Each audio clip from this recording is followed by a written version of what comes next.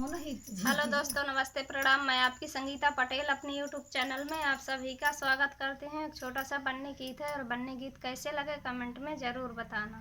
बीनस का पल्लो डाल के जब बन्नी रोई री, बीनस का पल्लो डाल के जब बन्नी रोई री। पापा रोए, मम्मी रोए, रोए सब परिवार।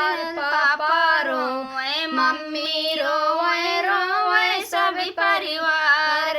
गाले में बहिया डाल के जब बन्नी रोई री, गाले में बहिया डाल के जब बन्नी रोई री। बीनस का पल्लो डाल के जब बन्नी रोई रे।